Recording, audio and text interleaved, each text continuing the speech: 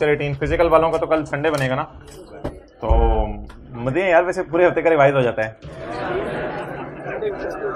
असल में अगर बंदा ये सोच के संडे गुजारे ना कि अगले मंडे को आईका का पेपर है, हर संडे ऐसा गुजरे, तो इतने ज्यादा संडे इकट्ठे हो जाते हैं घर में, इंग्लिश वाले इतने ज्यादा संडे इकट्ठे हो जाते हैं कि माशाल्लाह भाग लग जाए आपके। तो भाईजान संडे सीए में बड़ा इंपॉर्टेंट रोल प्ले करते हैं, संडे सीए में बहुत इंपॉर्टेंट रोल प्ले करते हैं। तो प्लीज संडे को वेटेज दें, वो संडे को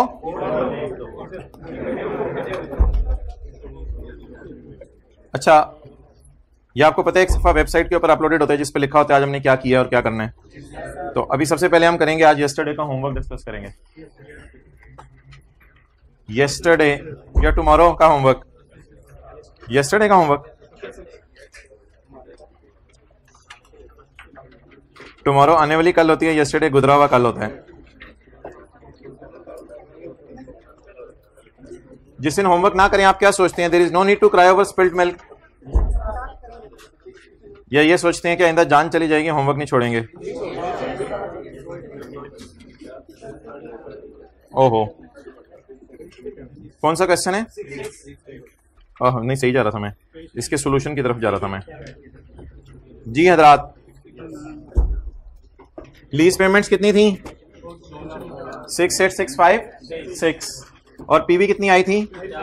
50,000।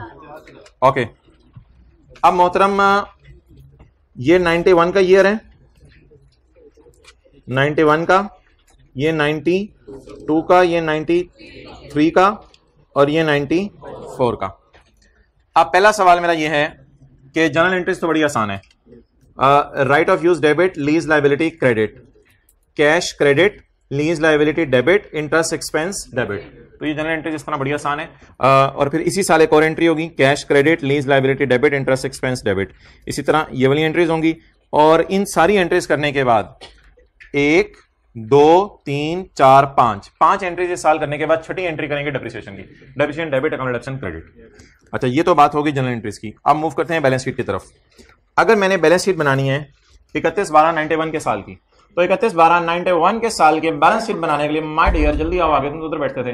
31/12/91 के साल की बैलेंस शीट बनाने के लिए 31/12/91 के साल में जो पेमेंट है आखिरी वाली, वो 31/12/91 की शाम 5 बजे हो गई है। तो जब पेमेंट के नीचे लाइन लगा देंगे तो नीचे पेएबल पड़े होंगे, नीचे क्या पड़े होंगे? पेएबल। अब 91 के साल के लिए जो करंट है वो है 92 का साल, ये सारा करंट में चला जाएगा, और या इनको जमा कर लें या ये पकड़ लें, ये किस में चला जाएगा? नॉन करंट में चला जाएगा। तो 31/12/91 की बैलेंस शीट में नॉन करंट लाइबिलिटीज में लीज ऑब्लिगेशन जाएगी 28890, और करंट लाइबिलिटीज में current portion of lease obligation जाएगा 2680 प्लस 2787 प्लस 2899 प्लस 3015 11381। ये कितने लोगों की सही थी बैलेंस शीट? ओके, कितने लोगों ने गलती से 2680 को करंट में डाला था? हाथ खड़ा करें। 2680 को करंट में, ये 2680 ना अगली पेमेंट होती है, हमें अगले साल की पेमेंट चाहिए होती है। तो एक साल के अंदर अंदर वाला करंट पोर्शन और एक साल के बाद वाला नॉन करंट पोर्शन। ये बैलेंस शीट होगी भाईजान किस साल की? 31/12/91 की। अब अगर मैं 31/12/91 का मेच्योरिटी एनालिसिस आपसे बनवाना चाहूं, तो मेच्योरिटी एनालिसिस के अंदर मैंने आपको बारहा कहा है कि मेच्योरिटी एनालिसिस के अंदर जो है वही काम करते हैं, हमारे साल की पेमेंट के नीचे लाइन लगा देते हैं, और जो हमारी नजर होती है वो नजर जो है वो सिर्फ इन रोज के ऊपर होती है। अब एक साल के अंदर अंदर, एक साल के बाद 2 साल के अंदर अंदर, 2 साल के बाद 3 साल के अंदर अंदर, ये हमारा मेच्योरिटी एनालिसिस बन जाएगा। तो अब maturity analysis, contractual undiscounted cash flows less than 1 year, इसमें हम 92 वाली पेमेंट्स उठाएंगे। 4291 इंटू 4 17164, और 1 to 2 years 93 के साल की पेमेंट्स उठाएंगे, लेकिन ये और 2 to 3 years 94 का साल उठाएंगे 17 और इन पे एंड का टोटल कर देंगे। लेकिन ये जो मैंने येलो में हाईलाइट किया है 92, 93 और 94 ये पेपर में लिखने की जरूरत नहीं है, whatever it may be. Thank you. Okay, do not focus on figures, focus on concept please. So less than 1 year, 1 to 2 years, 2 to 3 years. So that was a maturity analysis being prepared by your naked hands in your sweet home. So, अच्छा, आगे क्या करना है आज? हाँ, self made question मैं कभी बनाने लगा हूँ डिस्काउंटिंग के लिए। तो कल जो हम डिस्काउंटिंग समझ रहे थे, तो डिस्काउंटिंग का एक छोटी सी रिवीजन कर लेते हैं ताकि वो जो परचेज प्राइस डाल के डिस्काउंटिंग है वो आपको समझ आ जाए। जी, रेंटल भाईजान 15 है, एडवांस में पे होंगे। रेंटल 1 लाख रुपया है, एडवांस में पे होगा। इंस्टॉलमेंट्स 15 हैं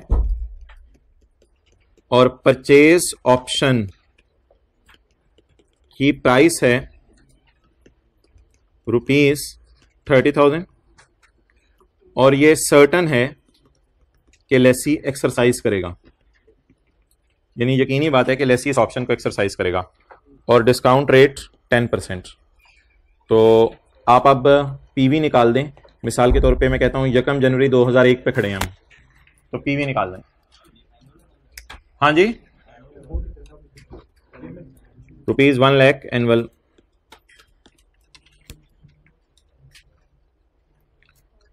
15 ईयर्स तक 15 इंस्टॉलमेंट्स होंगे।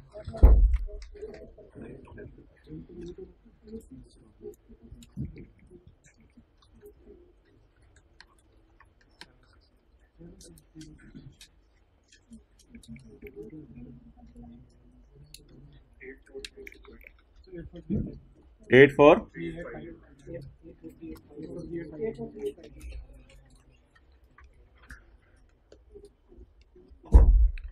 अच्छा जी, 1 लाख कितनी बार मिलना है? 15 बार मिलना है। 1 लाख 15 दफा मिलना है। उसमें से पहला 1 लाख फौरन मिलना है, बाकी 1 लाख जो है वो अब बाद में मिलने हैं। तो इसमें एडवांस के सवालों में मैंने कहा था कि इस 1 लाख को एज इट इज लिख लें। ये पहला वाला 1 लाख है, पीछे कितने लाख बच गए? 14 दफा लाख बच गए। तो 1 lakh into 1 minus 1.1 raise to power 14 दफा लाख बचा, रेज टू पावर माइनस 14 और डिवाइडेड बाय 0.1। एक चीज और मैं डालने लगा हूं डिफरेंट कलर के मार्कर से, वो है परचेज ऑप्शन की प्राइस, और वो कितनी है भाईजान? गलती से इसको आपने 14 साल पीछे नहीं ले आना, क्योंकि ये 15वें साल के एंड के ऊपर अमाउंट जो है वो पे होगी। तो इसलिए इसको आपने 15 साल पीछे लाना है।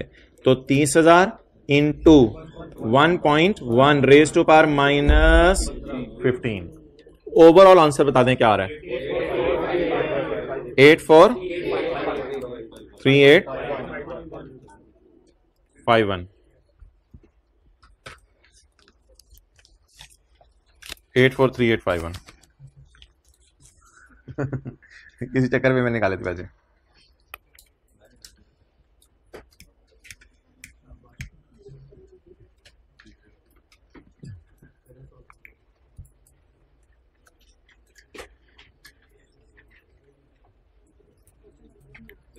क्वेश्चन तो मैं नोट करने का टाइम पहले दिया था, ठीक है? अब नोट कर लें, पहले फिर क्वेश्चन नोट कर लें।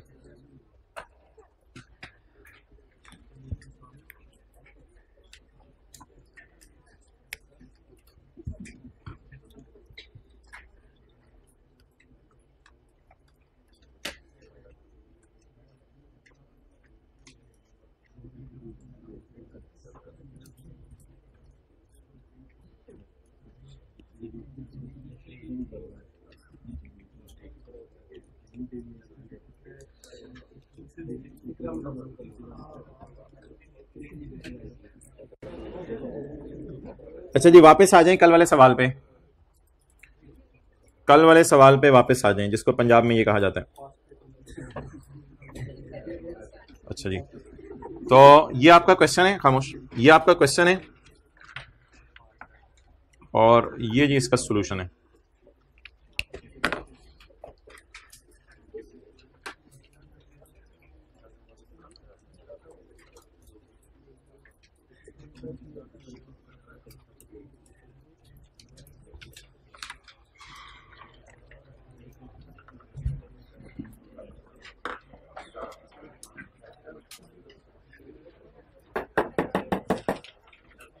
अच्छा जी, ये आप हजरात के आने से पहले मैंने नोट कर लिया था। ये कल वाला अमोर्टाइजेशन शेड्यूल है जिसको हमने वर्किंग 2 का नाम दिया था। वर्किंग 1 में हमने लीज पेमेंट और present value of lease payment निकाली थी। इस सवाल के अंदर हम जर्नल एंट्रीज करेंगे और कल हमने 1 साल की थी, आज हम बकाया सालों की करेंगे। इस सवाल के अंदर हम P&L बनाएंगे, इस सवाल के अंदर हम बैलेंस शीट बनाएंगे, इस सवाल के अंदर हम मैच्योरिटी एनालिसिस बनाएंगे। बस रिक्वेस्ट ये है कि स्टे ट्यून्ड, आप लोगों ने इधर देखते रहना। अच्छा जी, कल हमने एंट्रीज क्या की थी? अच्छा, एक बात याद रखिएगा कि दिसंबर का बिल अगले साल जनवरी में पे करने का मतलब ये नहीं है कि वो जनवरी का बिल है। दिसंबर का बिल अगर 5 जनवरी को कोई बंदा पे करे तो इसका मतलब है बिजली तो किस महीने इस्तेमाल की है? दिसंबर में। बस पे किस महीने हुई है? जनवरी के अंदर। तो ये मैंने आपसे बात की थी। अच्छा, इसमें ना ईयर एंड जहन में रखना है। यकम जुलाई 10 को हमारा साल शुरू हो रहा है तो खत्म कब हो रहा है? 30 जून 2011 को। तो मुझे बता दें, यकम जुलाई 10 से 30 जून 11 के साल का इंटरेस्ट 30 जून 11 की रात को पे हो रहा है या यकम जुलाई 11 की सुबह पे हो रहा है? पे सुबह हो रहा है, जो इंग्लिश का फिक्रा आपको लिखवाया था, लेकिन रिलेट 30 जून 11 के साल से कर रहा है। इंग्लिश का फिक्रा लिखवाया था, इट इज पेड ऑन यकम जुलाई 11 but it is an expense of year ended 30 जून 2011। 30 जून 11 को पिछला साल खत्म हो गया था और यकम जुलाई 11 को अगला साल शुरू हो गया है। तो इसलिए इंटरेस्ट हमने उठा के यहां पे बुक किया था। अब आप एंट्री जरा एक दफा देख लें दोबारा सारी।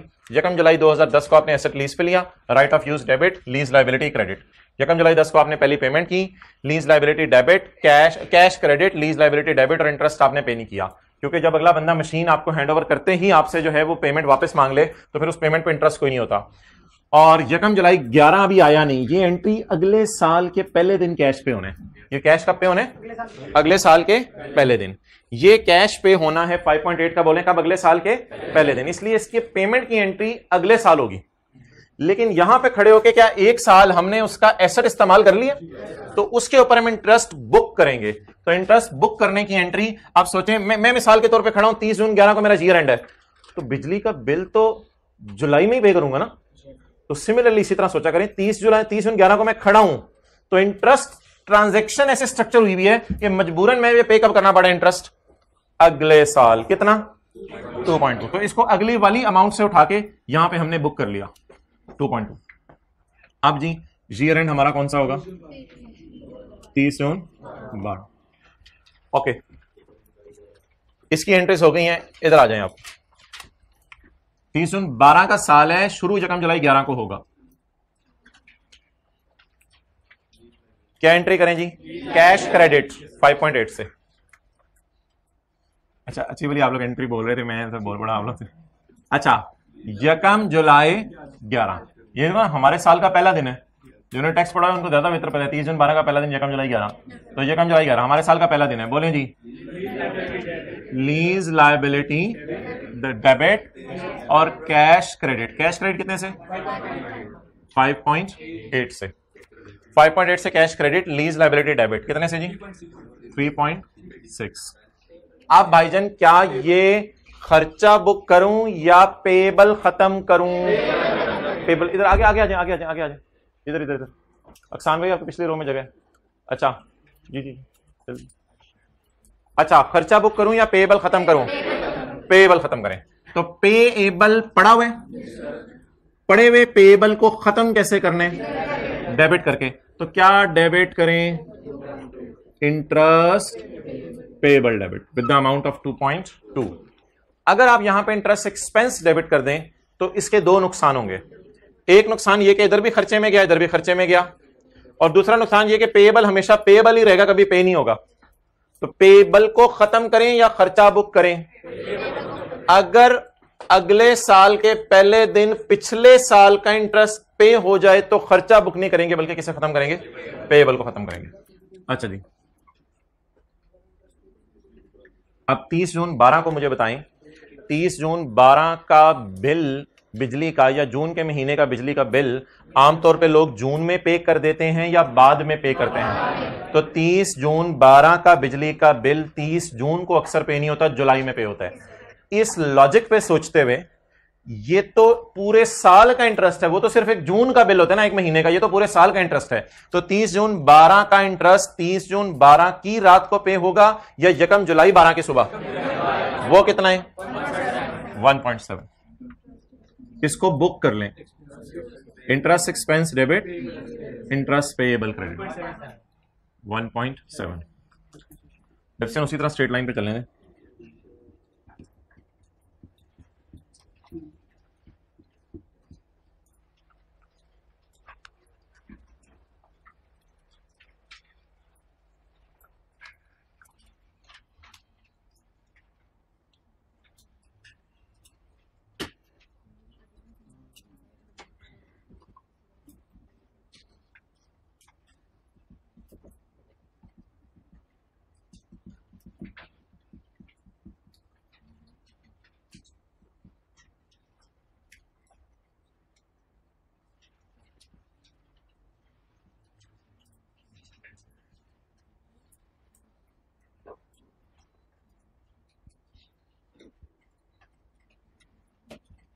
अच्छा जी, अब किस साल की एंट्रीज करनी है?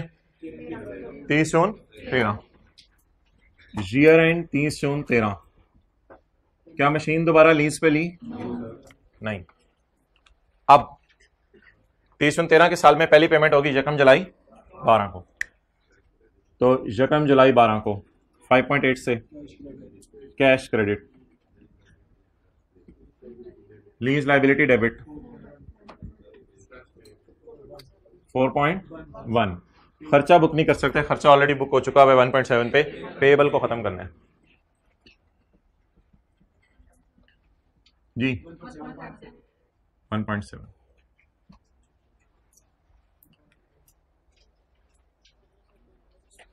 अब अगली चीज ये बता दें कि जब मैं साल के एंड पे खड़ा होऊंगा तो आमतौर पे आपको पता है जून का बिल जुलाई में पे करते हैं, तो जून तक के 12 महीने का इंटरेस्ट 30 जून 13 की रात को पे कर रहे होंगे या यकम जुलाई 13 की सुबह? यकम जुलाई 13 की सुबह पे कर रहे होंगे।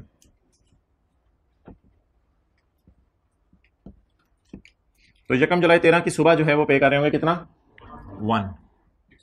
तो interest expense debit interest payable जी 1, और 30 जून 13 को डेप्रिसिएशन डेबिट, अकामोडेशन क्रेडिट। ये 3 साल की इंटरेस्ट काफी है। लीज के एंड की इंटरेस्ट हमारे सिलेबस में नहीं है कि जिस वक्त ऐसे हम वापस ले लें और वापस कर रहे हैं या पड़ा रहे अपने पास, उसकी नहीं है, छोड़ें।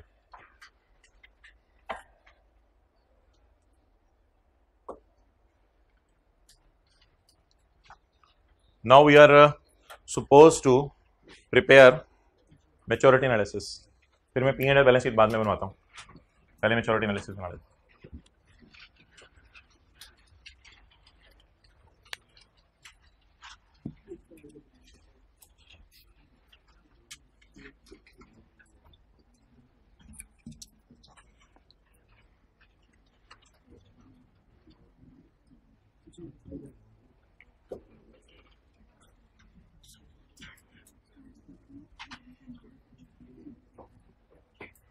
Okay, now my question is के कंपनी का नाम MTL, note to the financial statements for year ended. अच्छा, सवाल की रिक्वायरमेंट जरा देख लेते हैं, कोई नोट शीट मांगा हुआ इसने? बैलेंस शीट के एक्सट्रैक्ट्स मांगे हुए हैं और नोट्स भी मांगे हुए हैं for the year ended 30 June 2012 along with comparative figures, along with comparative figures। तो अभी मैं ये वाले सवाल की रिक्वायरमेंट सॉल्व करने लगा हूं। 12 along with comparative figures। Comparative figure क्या होती है 30 जून 12 के लिए? एक बार याद रखिएगा, कंपैरेटिव से मुराद हमेशा पिछला साल होता है, पिछला साल होता है। जैसे मैट्रिक किसी ने रिपीट की तो अब ये नहीं कहा जाएगा मैट्रिक अगली दफा रिपीट करेगा तो कितने नंबर लेगा। मैट्रिक रिपीट की तो किसी ने कहा जाएगा पिछली दफा जब मैट्रिक में गया था तो कितने नंबर लिए थे। ओके, 30/12। ओके, अब जी नोट नंबर मिसाल के तौर पे 7, राइट ऑफ यूज पूरा लिखना है। भाई राइट ऑफ यूज का भी बनाना है, हमेशा राइट ऑफ यूज का बनाना है। मैंने आपको बताया था सॉल्यूशंस के अंदर कुछ में मैंने नहीं बनाया हुआ, लेकिन राइट ऑफ यूज का भी बनाया करें और लीज का भी नोट बनाया करें, मैच्योरिटी एनालिसिस वाला भी और ये भी। अच्छा, राइट ऑफ यूज तो 30/12 और 30/11 जी बोले। ग्रॉस कैरिंग अमाउंट और अकामुलेटेड डेप्रिसिएशन बना दें। 1 से आधा मिनट लगाएं, आधा मिनट चले, आधा मिनट में कर दें। ग्रॉस कैरिंग अमाउंट, बैग दबा होगा टीचर का, देखो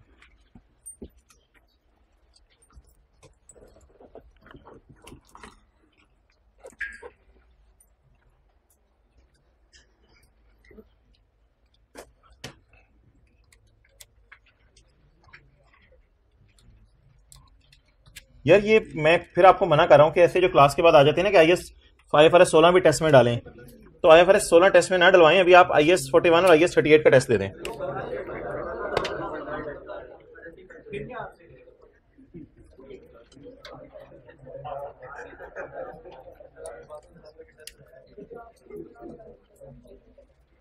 बन गया नोट भाईजान? नोट के एंड पे बीवी कैलकुलेट जरूर करनी है।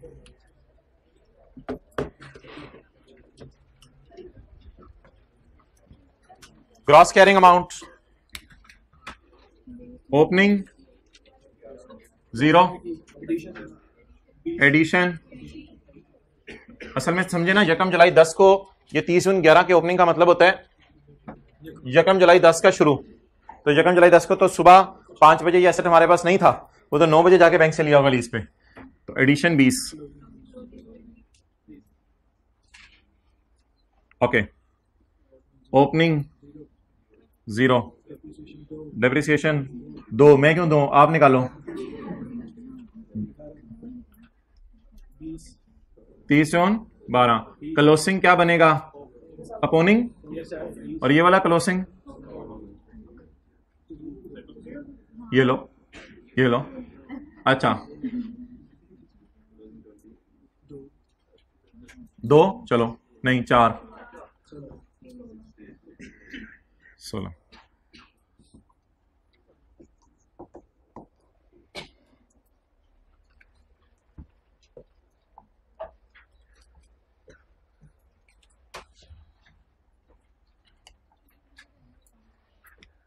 अच्छा, मैच्योरिटी आपका लाइव है?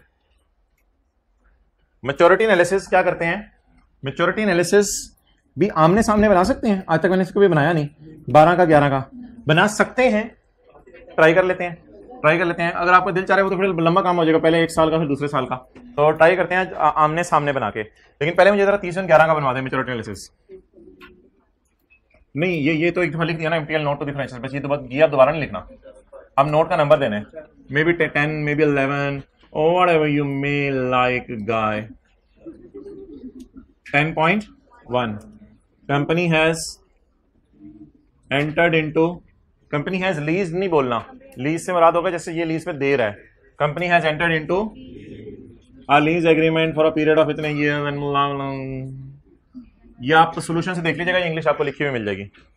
10.2, maturity analysis. Maturity analysis, contractual undiscounted cash flows, contractual undiscounted cash flows. Clear? Okay. अब आप मुझे ये बताएं कि 30/11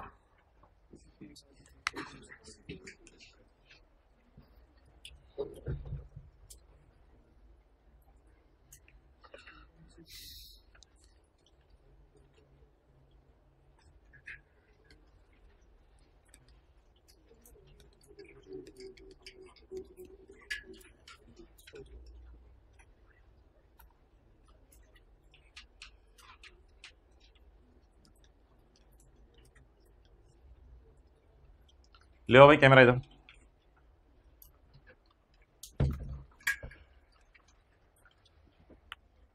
यकम जुलाई 10 को पेमेंट हो रही थी, यकम जुलाई 11 को, यकम जुलाई 12 को और यकम जुलाई 13 को। मुझे ये बताएं कि if I am standing on this date, if I am standing on this date is called as बोले 30 जून 2011। तो क्या आप बता सकते हैं हमारे साल में पेमेंट कब हुई है? साल के पहले दिन, यकम जुलाई 2010। I am standing on this date, I am standing on this date। 30 जून 11 की रात को मैं खड़ा हूं, 30 जून 11 की रात को मैं खड़ा हूं, ये इंपोर्टेड बाल है। 30 जून 11 की रात को मैं खड़ा हूं, तो I am standing on this date. तो इस साल में पेमेंट कब हुई है? तो जो पिछले सवाल होते थे ना, इधर देख लें, जो पिछले सवाल होते थे ना उनमें पेमेंट साल के एंड पे हो रही होती थी, लेकिन इसमें पेमेंट साल के स्टार्ट पे हो रही है। अब यहां पे खड़े होकर मुझे क्या फिक्र होगी, मेरे बाल जो है वो धूप में किस वजह से सफेद हो जाएंगे? इस वजह से सफेद हो जाएंगे कि अभी मैंने बहुत सी पेमेंट्स करनी है, अभी मैंने बहुत सी। तो यहां पे खड़े होके मुझे फिक्र होगी इस पेमेंट की, बिल्कुल एक दिन बाद ये तो आने वाली है, फिर इस पेमेंट की फिक्र होगी, इस पेमेंट की होगी, क्योंकि यकम जुलाई 11 को नहीं है, मैं तो 30 जून 11 की रात 11:55 पे बैठा हूं, तो ये तो यकम जुलाई 11 को सुबह 9 बजे पेमेंट हो जानी है, ये तो अगले साल पेमेंट होनी है। तो इसलिए बता दें हमारे साल की पेमेंट के नीचे लाइन लगाएंगे, तो हमारे साल की पेमेंट भाईजान ये है। जो बंदा यकम जुलाई 11 की पेमेंट के नीचे लाइन लगाएगा वो दीवाना ये कह रहा होगा कि ये पेमेंट हो गई है, हालांकि मैं 30 जून और 30 जून 11 को तो ये पेमेंट नहीं ना। तो पेमेंट अगर साल के एंड पे होती थी, पहले आज साल के शुरू में हो रही है, तो हुई तो हमारे साल ही है ये पेमेंट। हमारे साल की पेमेंट के नीचे लाइन लगा देंगे, बाकी आगे पेएबल पड़े होंगे।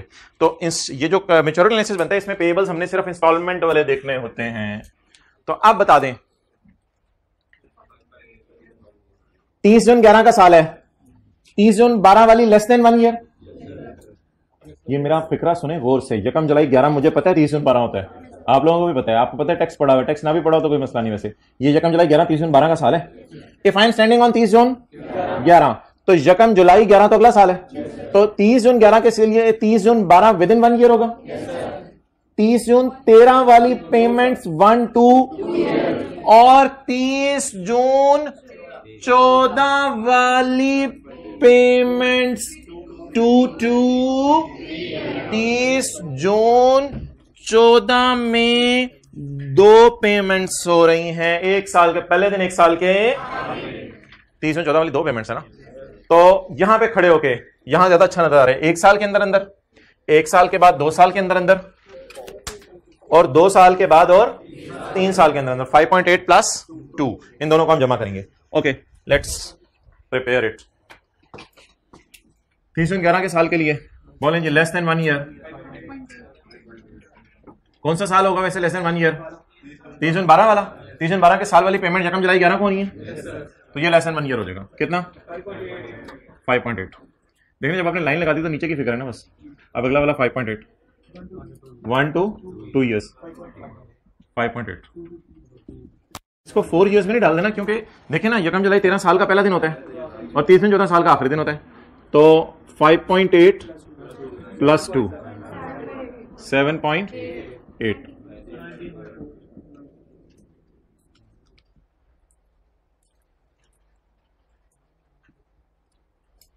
चलें अब 30 जून 12 का बना दें सामने ही।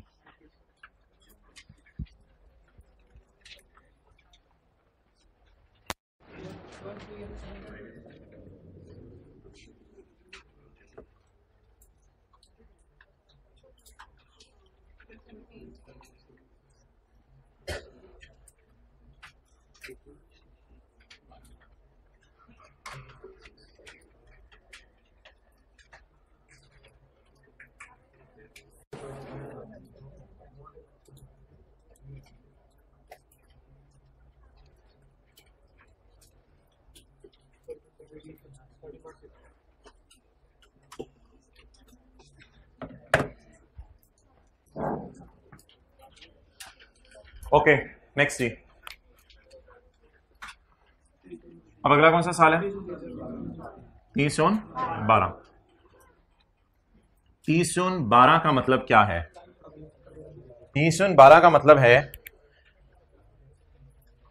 जिगर चलें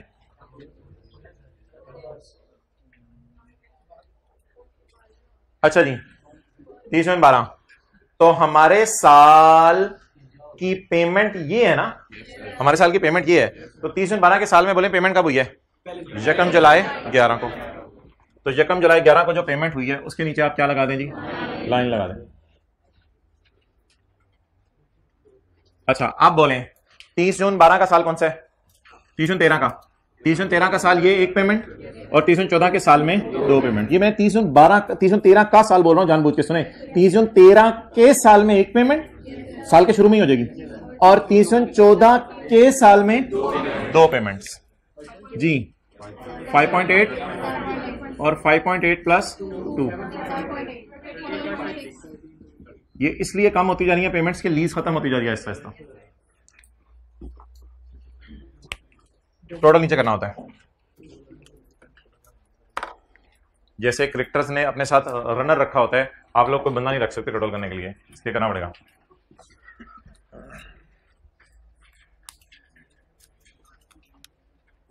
ये जो भाई आखिर में स्काई ब्लू कपड़ों में भाई बैठे हुए हैं हाइब्रिड क्लास में, इनको उठाएं जरा। अच्छा अब्दुल्ला है, सॉरी ठीक है, वापस रिलैक्स हो जाए, लेट जाओ।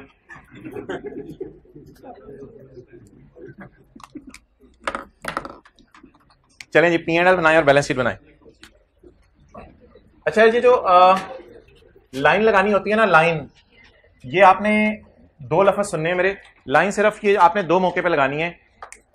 एक आपने लाइन लगानी है जिस वक्त आप मैच्योरिटी एनालिसिस बना रहे हो, और दूसरी लाइन लगानी है जिस वक्त बैलेंस शीट में लीज लायबिलिटी निकाल रहे हो, बस। इसके अलावा लाइन लगाने की कहीं जरूरत नहीं है। P&L बनाते हुए भी लाइन लगाने की कोई जरूरत नहीं है। अच्छा अब सबसे पहले मैं P&L बनाता हूं। P&L के अंदर जो है वो डेप्रिसिएशन जानी है 2 और 2 की, और बैलेंस शीट के अंदर पहली बैलेंस शीट में ये वाली बुक वैल्यू जानी है, और दूसरी बैलेंस शीट में ये वाली बुक वैल्यू जानी है। तो ये पहली बैलेंस शीट में 18 की बुक वैल्यू चली जाएगी, दूसरी बैलेंस शीट में 16 की बुक वैल्यू चली जाएगी।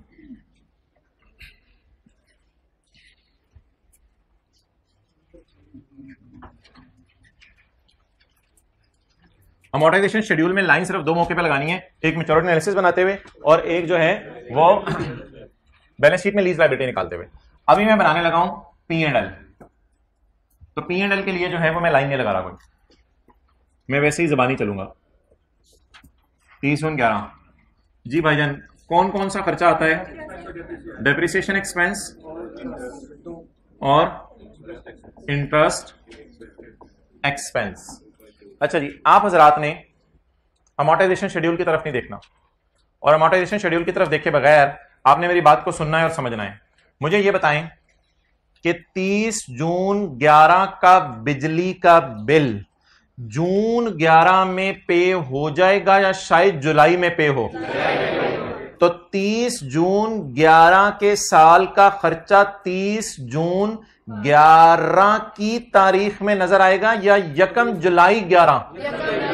जैसे मैं कहूं 31 दिसंबर का बिल 2 जनवरी को पे किया जाता है, सिंपल बात, 31 दिसंबर का बिल 2 जनवरी को पे किया जाता है, लेकिन बिल खर्चे के तौर पे 31 दिसंबर के रात में रिकॉर्ड होता है। सिमिलरली 30 जून 11 का खर्चा अगर 30 जून 11 को पे नहीं हो रहा तो फिर यकम जुलाई 11 को पे हो रहा होगा, एक दिन बाद पे हो रहा होगा। तो वो एक दिन बाद जो पे हो रहा है वो जरा डायरेक्ट जाके, अब ना हम इधर इसमें उंगली रख के ना माइंड में प्लानिंग करके जाया करेंगे। 30 जून 11 को हम खड़े हैं, 30 जून 11 को किराया पे हो नहीं रहा क्योंकि किराया एडवांस में पे हो रहा है, सवाल इस तरह का एडवांस का है। तो 30 जून 11 की रात को हम खड़े हैं, 30 जून 11 को अगर किराया पे ना हुआ तो यकम जुलाई 11 की सुबह पे हो जाएगा। तो यकम जुलाई के किराए में इस साल का क्या होगा? इंटरेस्ट का खर्चा। इंटरेस्ट का खर्चा जिसको बुक करते हैं, जैसे बिजली का बिल बुक करते हैं, कितना? 2.2। आप 30 जून 12 इसी तरह सोच लें।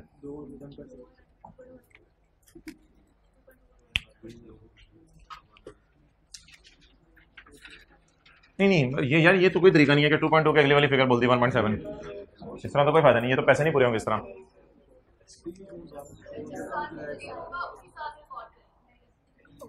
क्या चीज? जिस साल में पे होगा खर्चा उस साल में रिकॉर्ड करेंगे। ये तो ऐसे तो बिल्कुल नहीं होगा कि दिसंबर का बिजली का बिल अगर 2 जनवरी को पे हुआ तो 2 जनवरी को पे होगा तो 2 जनवरी को खर्चे में डालेंगे। 2 जनवरी को खर्चे में तो नहीं डालेंगे, 31 दिसंबर को खर्चे में डाल चुके होंगे और पेबल बढ़ा चुके होंगे, अगले साल पेबल खत्म करेंगे। जी एक मिनट, पहले मैं इसको जरा कर लूं फिर अगला सवाल लेता हूं आपका। अच्छा जी, डेप्रिसिएशन बोले कितनी है जी?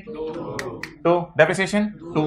अब मैं प्लान करता हूं 30 जून 12 का इंटरेस्ट अगर 30 जून 12 को पे हो जाए तो बहुत ही आला है, ये तो बेस्ट चीज है कि 30 जून 12 को पे हो जाए तो वही खर्चा होगा मेरा।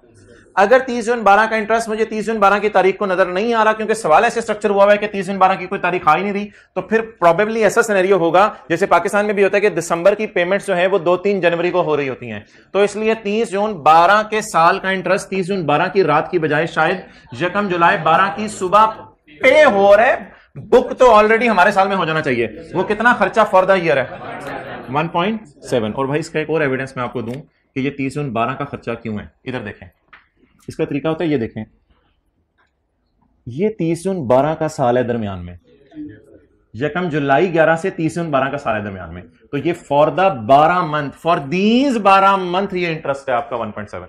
अब कोई क्वेश्चन है तो पूछ लें। चलें, that's all about this.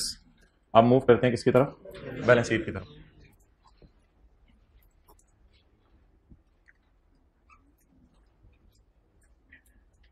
As on 30 जून 12, तो पहले 30 जून 11 की बना लेते हैं।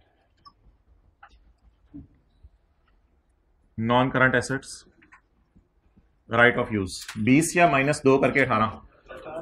20 तो कॉस्ट थी ना, और 1 साल की ऑप्शन 2 थी, तो 18 इज बुक वैल्यू। नहीं, अभी ये पहले ये पूरा करो। Non current liabilities, lease obligation, current liabilities, current portion of lease obligation.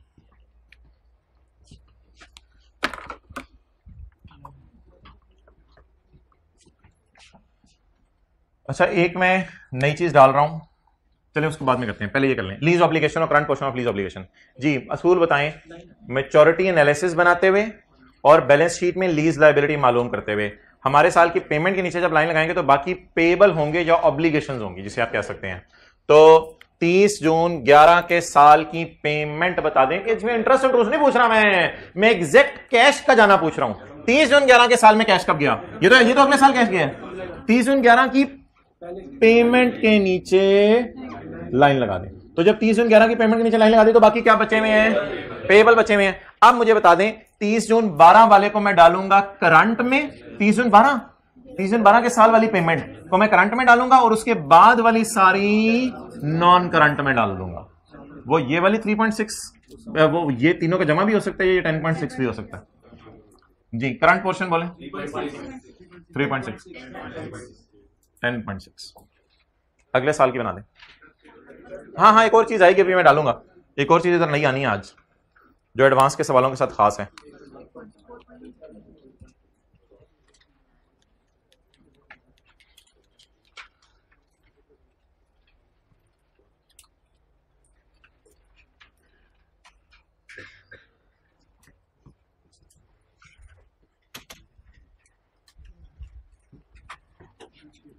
Okay, अब सवाल यह है कि किस साल की बैलेंस शीट बनानी है। 30 जून 12, 1 साल का डिडक्शन और माइनस करते हैं 2 रुपए, तो ये 16 आ गया।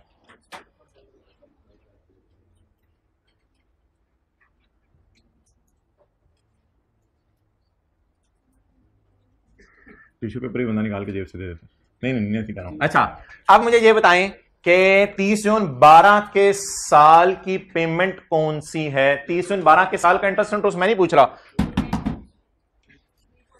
30 जून 12 के साल की पेमेंट कौन सी है। ये 30 जून 12 के साल की पेमेंट है।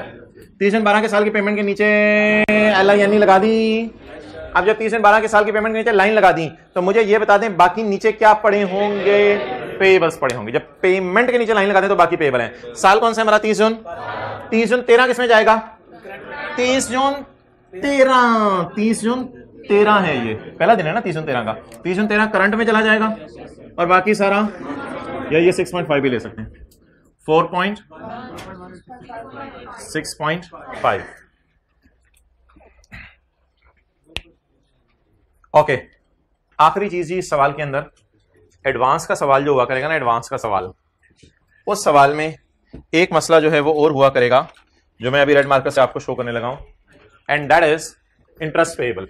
अच्छा भाई, इंटरेस्ट पेएबल के लिए मैंने आपको कोई लाइन नहीं लगाने को कहना, लाइन सिर्फ 2 मौके पर लगानी है। हमारे साल की पेमेंट के नीचे लाइन दो मौके पे लगानी है, जब मैच्योरिटी एनालिसिस बना रहे हो या जब बैलेंस शीट में लीज लायबिलिटी मालूम कर रहे हो, उसके अलावा लाइन लगाने की जरूरत नहीं है। अब आप मुझे ये बता दें कि before going into amortisation schedule, before going into amortisation schedule, इसकी जियारत करने आए जरा दूर दूर से, 30/11 से, 30/11 की जियारत करें। भाईजान आप किस इलाके से आए हैं 30/11 की जियारत करने? फैसलाबाद से। आप मलकवाल, आप लाहौर से, मुल्तान से, फैसलाबाद से। देखें कितने दूर दूर से लोग आ रहे हैं। तो 30/11 की जियारत करें। 30/11 का साल है। 30/11 को खड़े होके जून के महीने का बिजली का बिल बिजनेसमैन का पे हो गया होगा। जून के महीने का, जून के महीने का बिजली कैसे साथ वाले को करें, जून के महीने का बिजली का बिल पे हो गया होगा 30 जून को? नहीं हुआ होगा ना? पे हो गया होगा या पेएबल होगा? बिजली का बिल तो सिर्फ जून का पेएबल होगा, लेकिन 30/11 के साल पूरे का इंटरेस्ट स्टिल पेएबल होगा अभी तक, क्योंकि लीज 1 जुलाई 10 की शुरू हुई है।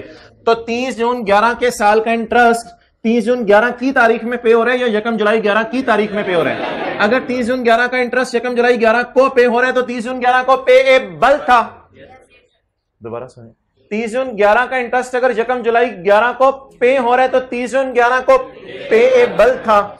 तो इसलिए एक नई लाइन आया करेगी एडवांस के सवालों के अंदर, क्या? Interest payable. ये किस तारीख से उठाना है ये आप समझ लें। 30/11 का इंटरेस्ट बोले बोले बोले बोले बोले 1 जुलाई 11 को पे होगा। कितना? 2.2।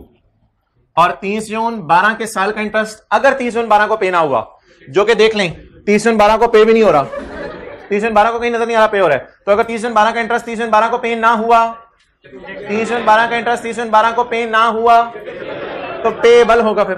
और किस दिन पे होगा? 1 जुलाई 12। कितना? 1.7।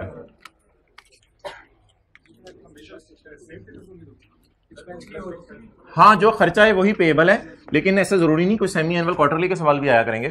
तो जिस तरह भी मैंने सोचने को कहा आपको उस तरह सोचना चाहिए।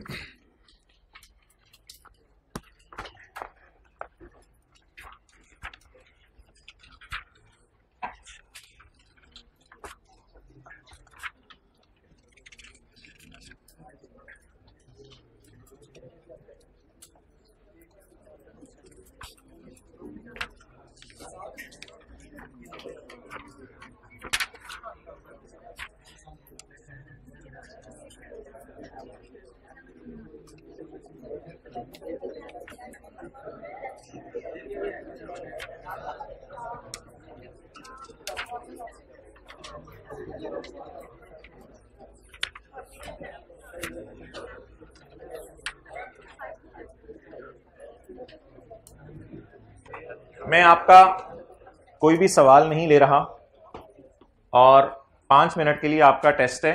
पेज 113 निकाल लें। मैं आपका कोई सवाल नहीं ले रहा, आपको ये कॉन्सेप्ट में रिलैक्स फील करें और कंफर्टेबल फील करें, उसके लिए आप पेज नंबर 113 निकाल लें। पेज नंबर 113, बिल्कुल पेज नंबर 113। भाई हमारी बिलास है कि ये सवाल जो है वो क्या है, कौन सा है, किधर से आया है, क्या कर रहा है। मैं चाह रहा हूं कि आप जरा कंफर्टेबल फील हो जाए। कुछ लोग जुलाई जून की वजह से फंस जाते हैं, तो मैंने जानबूझ के एक सवाल ढूंढा जनवरी दिसंबर वाला, ताकि इससे आप रिलैक्स फील करें। अब मैं आपको जो है वो टाइम दे रहा हूं 3 से 5 मिनट का। आपने मुझे इस डेटे को सामने रखते हुए 31/12/2011 की बैलेंस शीट बना के देनी है। 31/12/11 की बैलेंस शीट। पता नहीं कौन सा सवाल है, बस किताब के पेज 113 के टॉप पे है। अपने रजिस्टर पर 31/12/11 की बैलेंस शीट बना दें और डेप्रिसिएशन वगैरह छोड़ें, और वो क्या कहते हैं, राइट ऑफ यूज वगैरह छोड़ें। भी मैं बनवाऊंगा डेप्रिसिएशन, राइट ऑफ यूज वगैरह छोड़ें। लाइफ शाइफ एसेट की पता नहीं मुझे क्या है, छोड़े पड़े, सवाल हमने पढ़ना ही नहीं। बस मुझे आप बैलेंस शीट में लीज लाइबिलिटीज निकाल दें 31/12 के साल की 11। इसको यार ऊपर कर दो जरा, अगर ऊपर करके थोड़ी देर देखो वापस नीचे आ जाता है। भाई उस क्लास में कोई कॉलेज के यार इसको बुलाओ, इसको जरा ऊपर कराओ थोड़ी देर के लिए। अगर फिर भी नहीं मसला हल होता तो फिर इसी बंद करवाते हैं। नहीं कंपैरेटिव नहीं, 31/12/11 की बैलेंस शीट में लीज ऑब्लिगेशन मुझे चाहिए, पहले वो बना लें। अच्छा वो वाला भी ठीक है, मैंने तो इधर एसी लगाने की रिक्वेस्ट की हुई है, तो आप लोग ये वाला बंद करवा रहे हो। चलो शायद जून जुलाई में अभी ये करवा देते हैं। बैलेंस शीट में राइट ऑफ यूज के अलावा सारी चीजें शो करें। समझ गए होंगे आप बात। बैलेंस शीट में राइट ऑफ यूज के अलावा जितनी चीजें आ सकती हैं वो शो करें। 31/12/11 की बैलेंस शीट करें करें, हिम्मत हो जाएगा। और 31/12/11 का ही क्या कहते हैं, मैंने P&L भी बनवाना है। डेप्रिसिएशन की जरूरत नहीं, इंटरेस्ट। 31/12/11 का मैंने P&L बनवाना है, उसमें इंटरेस्ट डालना है आपने। यार ये सारे ऊपर कर दें, वो वाला भी ऊपर कर दें, ये वाला भी, ये वाला भी, तो ये वाला भी। बैलेंस शीट बन गई। अब P&L में इंटरेस्ट निकालें। P&L में इंटरेस्ट निकालें।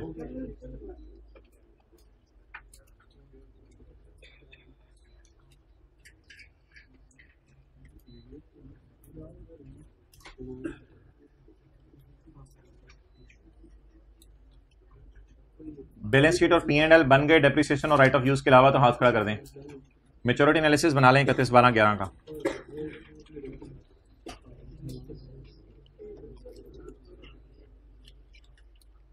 लोग बहुत आगे जा चुके हैं, आप लोग अभी बैलेंस शीट पे फंसे हुए हैं यार, जल्दी कर लें।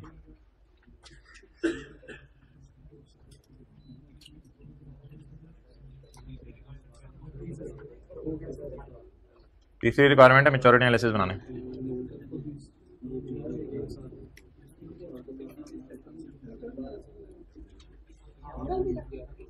जी मोहतरम, P&L भी क्या डेप्रिसिएशन के अलावा?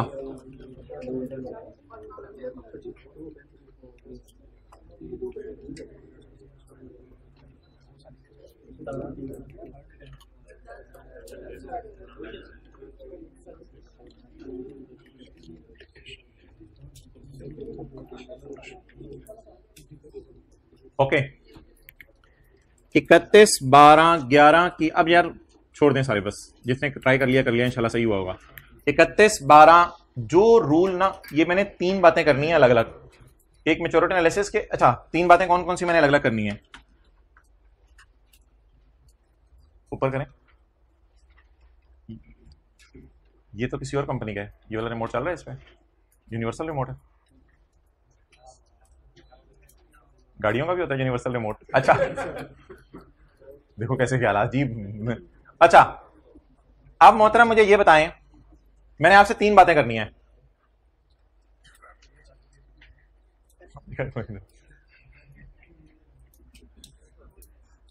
एक एक बंदा जो है ना खड़े हो जाए, उसको पकड़ के ऊपर ही रहता है। अच्छा आखिरी रो वाला ना करें, क्योंकि ये लोग आगे पीछे बैठ जाएंगे अगर किसी को मसला है। 3 बातें करनी है। पहली बात, बैलेंस शीट में लीज लायबिलिटी और मैच्योरिटी एनालिसिस, इन दोनों के लिए मैं एक ही बात करूंगा। बैलेंस शीट में इंटरेस्ट पेएबल के लिए एक बात करूंगा, और P&L में इंटरेस्ट एक्सपेंस के लिए एक बात करूंगा। बैलेंस शीट में लीज लायबिलिटी और मैच्योरिटी एनालिसिस एक अलग चीज है, इन दोनों के लिए एक बात करूंगा। इंटरेस्ट के खर्चे के लिए एक बात करूंगा, इंटरेस्ट पेएबल के लिए एक बात।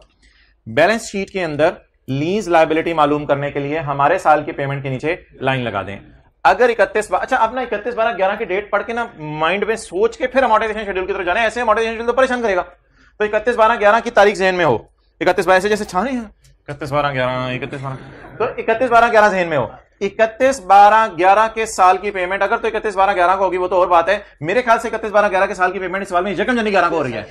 तो 31/12/11 के साल की पेमेंट के नीचे लाइन लगा दें। 31/12/11 के साल की अब तो जल्दी जल्दी मिल रही है क्योंकि जुलाई जून वाला चक्कर भी नहीं है। तो 31/12/11 के साल की पेमेंट यकम जनवरी 11 को होगी ना, साल के पहले दिन होगी, तो ज्यादा मजा आ रहा है। तो 31/12/11 के साल की पेमेंट के नीचे क्या लगा दी? लाइन लगा दी। 12 का साल, अब तो मजे में लग भी 12 का ही रहा है। 12 का साल किसमें चला जाएगा? करंट में चला जाएगा। और 13 में उसी तरह कोई परचेज ऑप्शन टाइप चीज होगी, जो भी होगी हमें नहीं पता। तो पर ये 13 का साल किसमें चला जाएगा? इन दोनों को जमा कर लें या 17379 उठा लें जी। करंट पोर्शन ना बोलें 17379। अच्छा एक चीज रह गई मेरी, and that is interest payable. That is interest payable. Interest payable के लिए मैंने आपसे जो बात करनी है वो ये है कि इंटरेस्ट पेएबल के लिए आपको लाइन लगाने की जरूरत नहीं है, इसमें आपको दिमाग लगाने की जरूरत है। यहां तक कितने लोगों का सही था? अच्छा जी इंटरेस्ट पेबल के लिए there is no need of line, you will just think and your eyes will automatically go to that figure, just watch. अच्छा, 31/12/11 की रात को अगर किस्त पे हो गई तो 31/12/11 का इंटरेस्ट साथ ही पे हो जाएगा, कुछ पेएबल नहीं होगा। 31/12/11 की किस्त अगर 31/12/11 को पे हो गई तो कुछ पेएबल नहीं होगा। अगर 31 दिसंबर का बिल दिसंबर में किसी तरह आ गया और पे हो गया तो दिसंबर का बिजली का बिल पेएबल कुछ नहीं होगा। और अगर 31 दिसंबर 2025 का बिजली का बिल ना आया तो वो जनवरी 2026 में पे होगा। दिसंबर 25 का बिल जनवरी 26 में पे होगा। सिमिलरली 31 दिसंबर 11 की किस्त 31 दिसंबर 11 में पे नहीं हो रही, वो तो 31 दिसंबर 11 को कोई किस्त पे ही नहीं हो रही, किस्त कब पे हो रही है। अब 31/12/11 को मैं इंटरेस्ट पे करना चाह रहा था लेकिन मैं पे नहीं कर सकूंगा, तो फिर कब पे करूंगा? बोले अगले साल पे करूंगा। किस दिन? यकम जनवरी। मैंने कहा आपकी आंखें ऑटो पे लगी होंगी, यकम जनवरी 12 का इंटरेस्ट आप चुप करके उठा लेंगे और उसको पेएबल में डाल देंगे। कितना? 3469। ये साथ वाले को जरा कंधे पे शाबाश दें, जिसने फिगर सही लिखी हुई है। कीप इट अप ब्रो कहें, keep it up bro. Okay, that is about balance sheets. There is no need of line while calculating interest payable. There is only need of mind. Okay. आप यहां से तशरीफ ले जाएं, यहां पे आप कोई और आ रहा है। 31/12/11 P&L, डेप्रिसिएशन जाएगी और interest expense. There is no need of line, there is only need of mind. अब क्या करना है? 31/12/11 का बिजली का बिल अगर 31/12/11 को पे हो जाए तो फिर 31/12/11 की तारीख से जाके ढूंढ सकते हैं। लेकिन अगर 31/12/11 का बिजली का बिल 31/12 को पे ना हो तो फिर अगले साल जनवरी में पे होगा। 31/12/11 का इंटरेस्ट 31/12/11 की रात को नजर नहीं आ रहा तो फिर कब नजर आएगा? यकम जनवरी 12 को जो पे हो रहा होगा वो पिछले 12 महीने का पे हो रहा होगा। तो यकम जनवरी 12 पे डायरेक्ट नजर ले जाएं आप without drawing any line. That is खर्चा कितना? 3469। ये सही था, 3469। अच्छा ना, इसमें ना मैंने एक और आपको लॉजिक बताई हुई है, वो भी जरा सुने। ये देखें ना, ये पूरा दरमियान में सोचें कौन सा साल है? 11 का साल है। यकम जनवरी 11, जनवरी फरवरी मार्च अप्रैल मई जून जुलाई अगस्त सितंबर नवंबर दिसंबर, इन 12 महीने का इंटरेस्ट 12वें महीने के आखिरी दिन की बजाय 13वें महीने के समझ ले पहले दिन पे हो रहा है।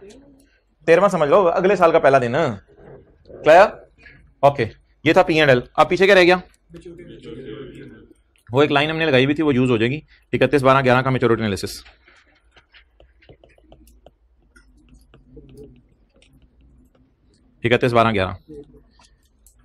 मैच्योरिटी एनालिसिस और लीज लायबिलिटी मालूम करने के लिए हमारे साल की पेमेंट के नीचे लाइन लगा दें।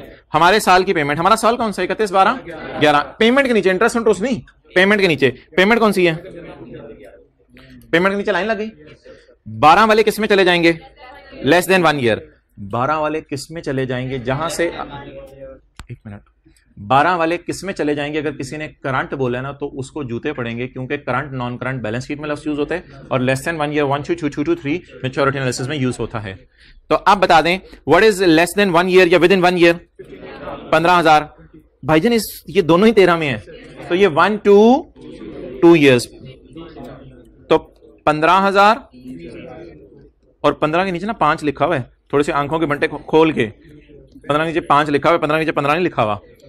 ठीक है, इससे ज्यादा जिसने यहाँ 30,000 लिखा हुआ है पकड़ के दें। इससे ज्यादा किसी 30,000 किसी ने लिखा हुआ है यहाँ पे।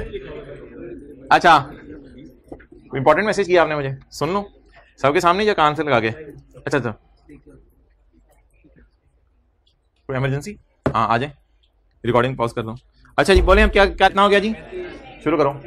15 जमा 20 35,000। एक हो गया लेस देन 1 और दूसरा हो गया 1 to 2 ईयर्स।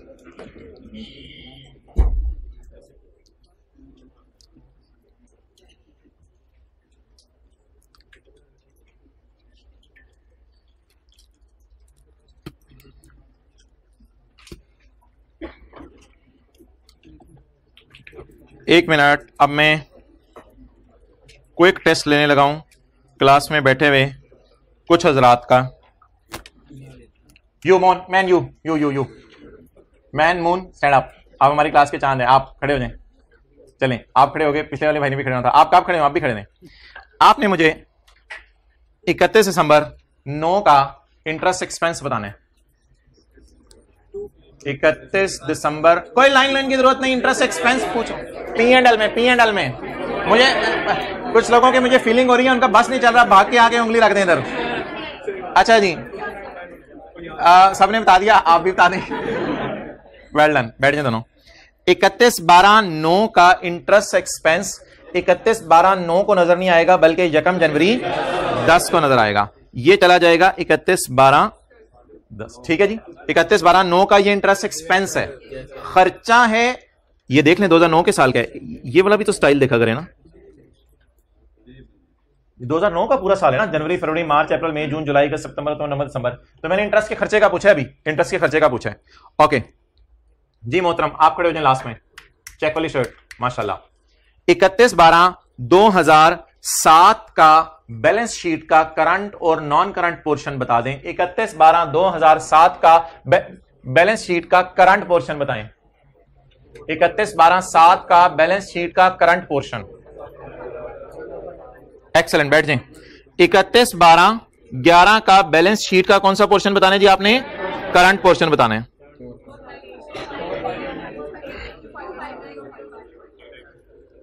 जी 31/12/7 की पेमेंट के नीचे, जब 31/12/7 की पेमेंट के नीचे लाइन लगा दी है तो नीचे क्या होंगे? पेएबल। 31/12/7 के लिए 8 के साल की पेमेंट्स करंट में है और बाद वाली नॉन करंट में है, तो ये नॉन करंट में चली जाएंगे। फीलिंग नाउ इजी और शाय जाए फिर। और आखिरी सवाल मेरा 31 आपसे, खड़े दें। नहीं ये जो भाई ऐसे करके बैठे थे। 31/12/11 का इंटरेस्ट पेएबल मुझे बता दो। 31/12/11 का इंटरेस्ट पेएबल, 31/12/11 का इंटरेस्ट पेएबल।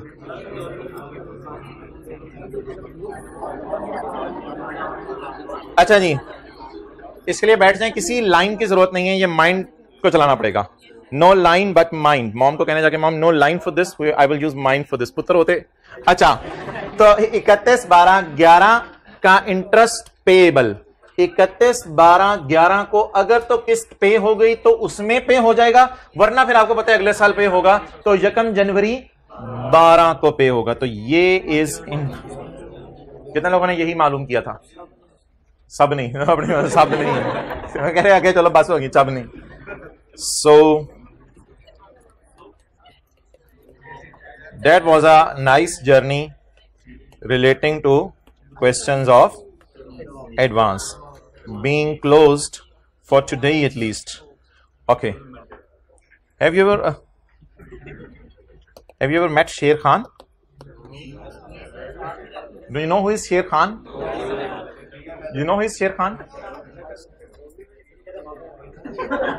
मामू PLC। अच्छा,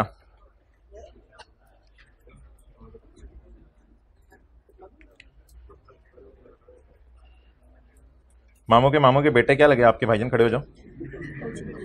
कुछ भी नहीं है, गल नहीं मुकाओ। नहीं वो कह देगा खून सफेद हो गया।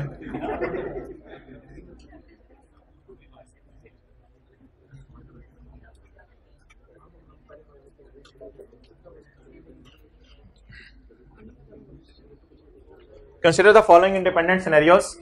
शेर खान बिलबिला गया है, वापस आ। Question 4, question bank, page number 153।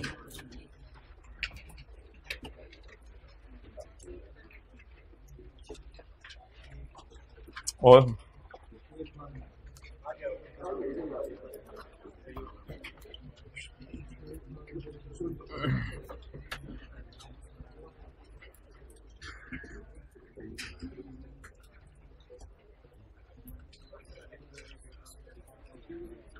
आपने मुझे इन सारे सवालों में बताना है,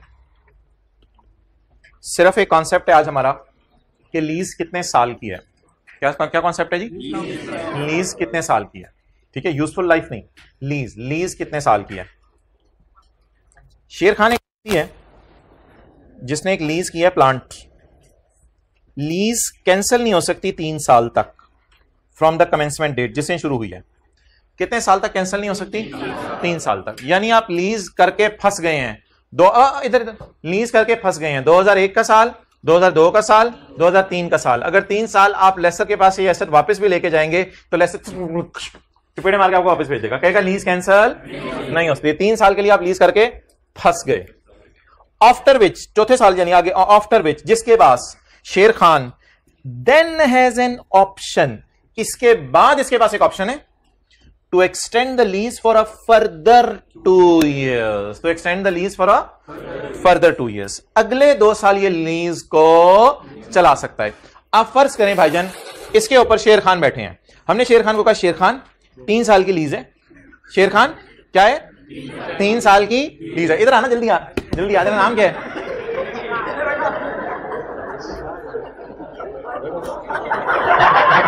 अच्छा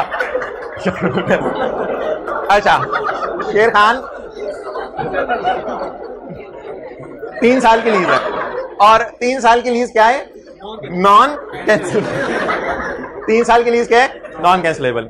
लेकिन एक बम्पर ऑफर है, वो ये है कि 2 साल और एक्सटेंशन मिल जाएगी, 2 साल और एक्सटेंशन मिल जाएगी।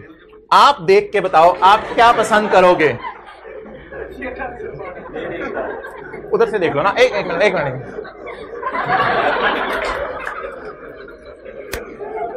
ये भी देखो। अब बताओ क्या करोगे? 3 या 3 जमा 2? क्या पसंद करोगे? हाथ खड़े करो। अच्छा बात ठीक है, ये सीधा वाला हाथ। नॉन कैंसिलेबल, नॉन कैंसिलेबल 3 साल, और फिर आगे एक्सटेंशन हो जाएगी। टोटल लीज कितने साल की? 5 साल। खैर जो अगला सवाल, there is a non cancellable lease of 3 years। ऐसे करो, नॉन कैंसिलेबल लीज कितने साल की? ठीक, तो उतरो उतरो, अब बैठ जाओ। There is a non cancellable lease of 3 years from the commencement date, after which Sher Khan has an option to extend the lease for a further period of 2 years। शेर खान is certain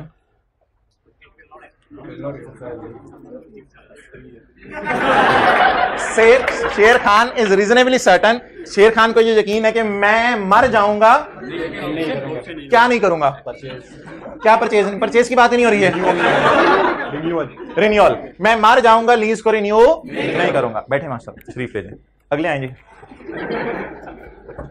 तो सिनेरियो 1 में लीज टर्म लिख लें और scenario 2 में lease term लिख लें।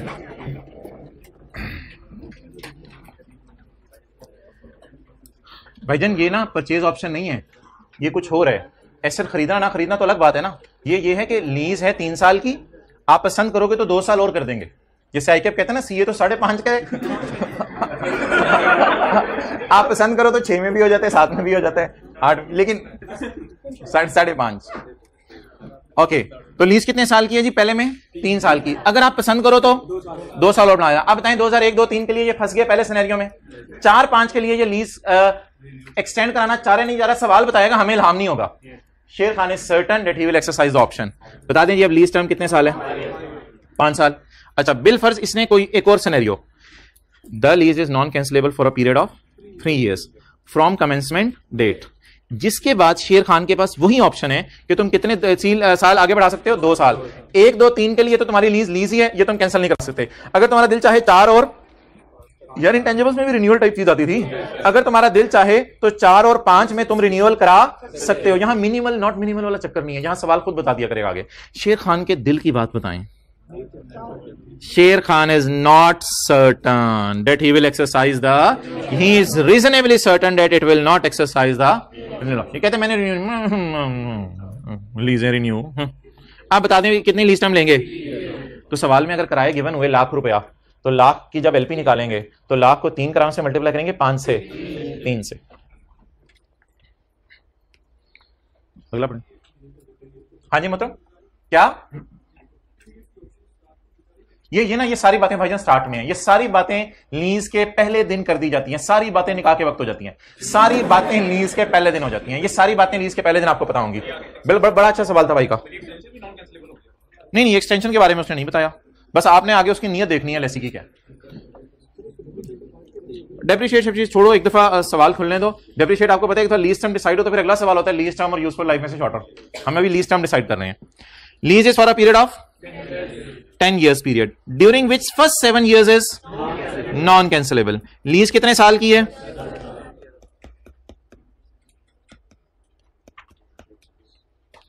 Laser ने लेसी को घुरी मारी है गुस्से में, 7 साल तेरे लिए डेंजरस हैं।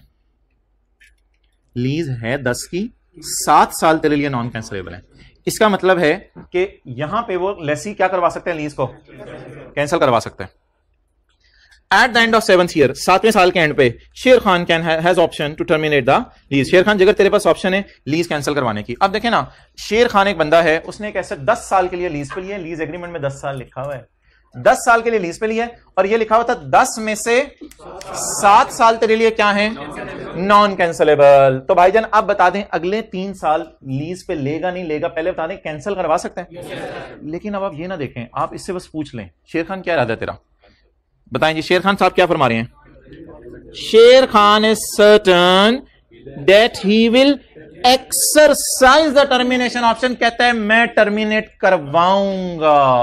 भाईजान टर्मिनेशन कब करवा सकते हैं? 7 साल बाद। कहते हैं मैं करवाऊंगा जाके, मैंने देखी सही 7 साल गुजरे नहीं, मैंने लीज टर्मिनेट कराई नहीं, फार बच्चे ने झंडी कराओ लेसर को। आप बता दें कितने साल में लीज टर्म लूं? 7 साल। एग्रीड? अगला करें। लीज कितने साल की है? 10 साल की। 2001, 2, 3, 4, 5, 6, 7, 8, 9, 10 लीज एग्रीमेंट में लिखा तो 2001 से 10 तक ये गाड़ी आपकी है, ये लिखा हुआ था।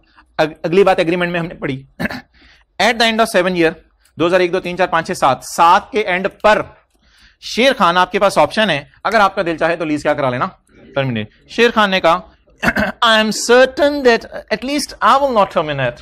कहते हैं मैं I am certain I will not terminate, मैं नहीं टर्मिनेट में मुझे नहीं पसंद। तो कहते हैं मैं नहीं टर्मिनेट करवाऊंगा। आप बता दें अगर ये टर्मिनेट नहीं करवाएगा तो फिर इसका इरादा क्या है, लीज कितने साल पे लेके जाएगा? 10 साल पे लेके जाएगा। लीज कितने साल पे लेके जाएगा जी? 10 साल पे। अब लीज टर्म कितने साल लेंगे? 10 साल। आखिरी सवाल सिनेरियो जरा मजे के वो पढ़ें।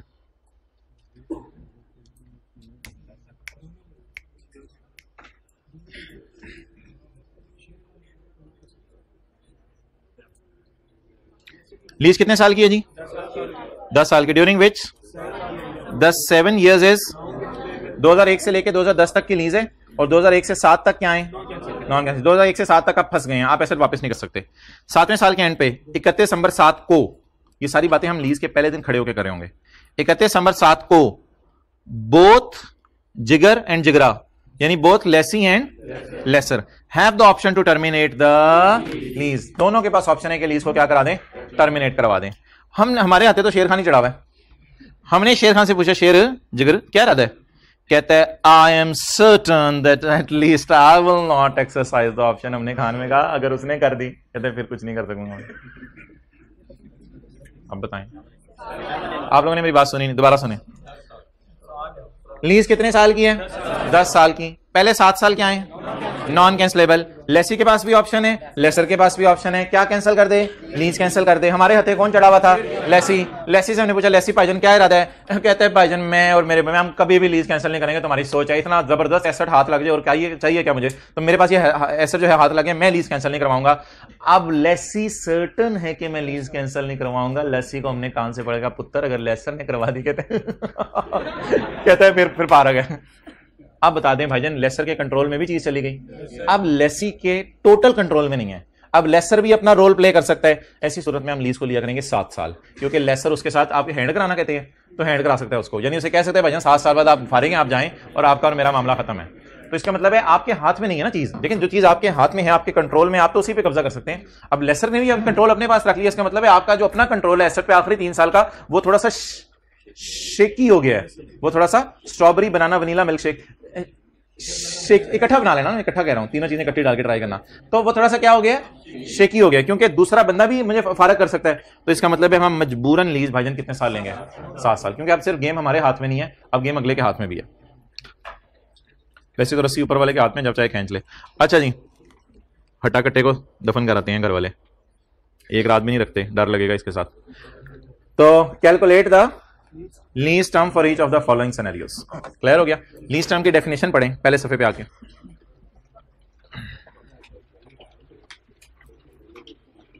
नहीं, यहां पहले सफे पे नहीं है, कहीं और है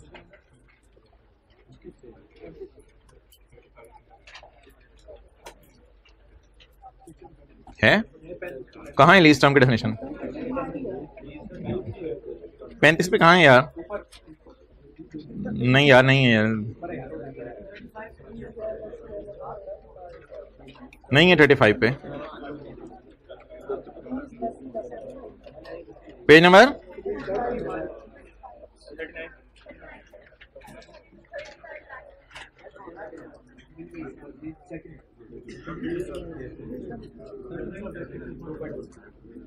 39।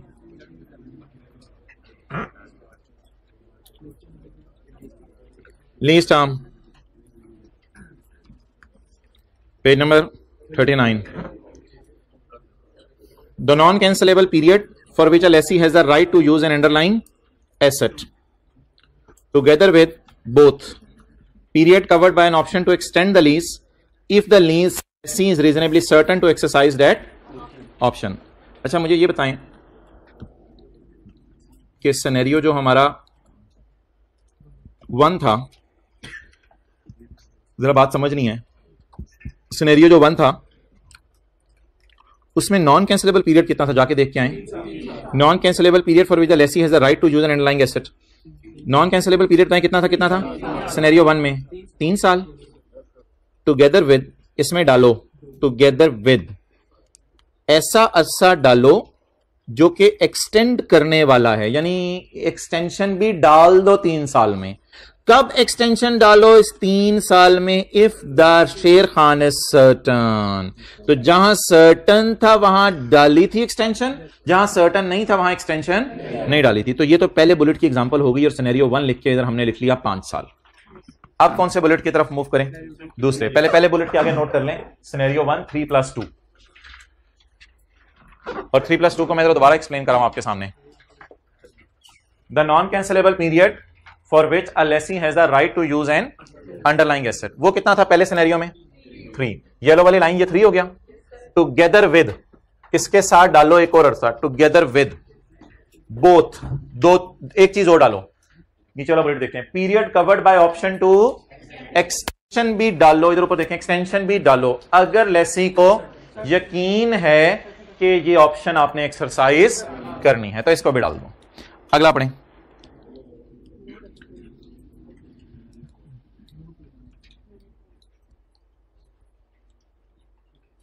अच्छा जी, the non cancellable period for which a lessee has the right to use an underlying asset together with both period covered by option to terminate the lease if the lessee is certain. अगर तुम terminate नहीं करना तो डालो extra अरसे को। English थोड़ा सा समझिएगा, अगर तुमने टर्मिनेट, थोड़ा सा इंग्लिश कंफ्यूजिंग है इसलिए थोड़ा सा 1-2 मिनट आपके चाहिए होंगे मुझे। अगर तुमने टर्मिनेट नहीं करना एक्स्ट्रा वाला अरसा तो डाल दो लीज में। अगर तुमने टर्मिनेट करना फिर तो नहीं डालोगे ना। अगर तुमने टर्मिनेट, अच्छा जो लीज के इसमें आए, वो जो सिनेरियो कौन सा था? सिनेरियो 4 में आए। 4 के आगे इंग्लिश पढ़ें, 4 के आगे इंग्लिश पढ़ें, फिर आप रिलैक्स होंगे। वरना ये थोड़ी सी ऐसी अंग्रेजी की मार है तो वो कंफ्यूज ना कर दे। कॉन्सेप्टली तो समझ आ गया ना 5 सिनेरियो। तो पेज नंबर 150,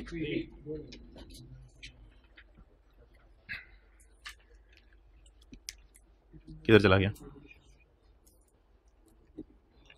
153।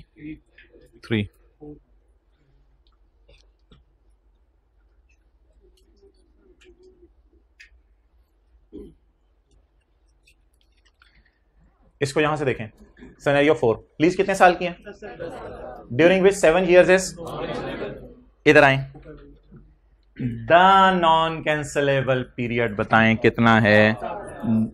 सिनेरियो 4 कर रहे हैं ना, नॉन कैंसिलेबल पीरियड बोले 7, टुगेदर विद इसमें डालो क्या, वो वाला अरसा भी 7 में डालो, यानी 3 साल, और इस 7 में 3 साल भी डालो कब, व्हेन शेर खान आपको कह दे कि मैं इंशाल्लाह टर्मिनेट नहीं करूंगा, तो फिर नॉन कैंसिलेबल तो है ही लीज टर्म, उसमें वो भी डाल दो अरसा जिसमें वो कह रहा है मैं टर्मिनेट नहीं करूंगा। तो बता दें क्या 2008, 9, 10 में ये टर्मिनेट कर रहे हैं, नहीं कर रहा।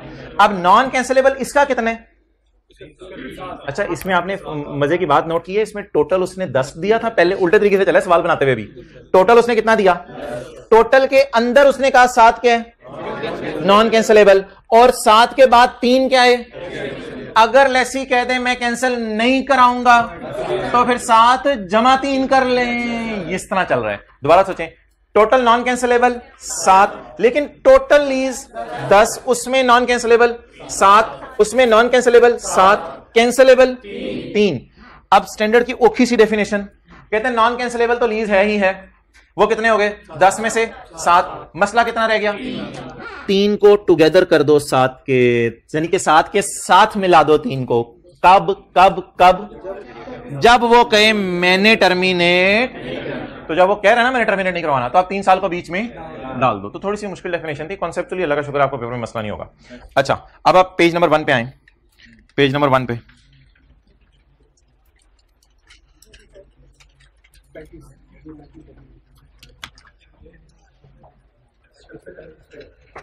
पहला पेज,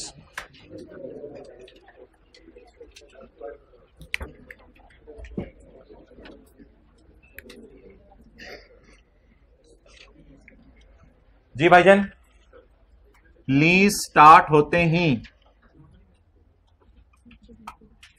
एक क्वेश्चन आप अपने आप से पूछा करेंगे, यानी मिसाल दे रहा हूं, लीज जैसे ही किसी बंदे ने कहा ना कि मैंने लीज एग्रीमेंट किया है, अस्सलाम वालेकुम, जैसे ही किसी ने कहा ना मैंने लीज एग्रीमेंट किया है, तो लीज स्टार्ट होते ही लीज में आप एक क्वेश्चन पूछा करेंगे कि आप कहेंगे लीज अकाउंटिंग तो दूर की बात है, पहले बता दो ये लीज भी है या नहीं। लीज की अकाउंटिंग तो दूर की बात है, पहले ये बता दो ये लीज भी है या नहीं है, फिर अगला सवाल है कि लीज की अकाउंटिंग जो है वो कैसे करनी है। ये अगला सवाल है, लीज की अकाउंटिंग कैसे करनी है। अच्छा एक मिसाल आपको देने लगा हूं, आपने मुझे बताना है कि एसेट आइडेंटिफाइड है या नहीं। आप कहेंगे ये क्लास बोल रहे हैं एसेट आइडेंटिफाइड है या नहीं, मिसाल दूंगा समझ आ जाएगा।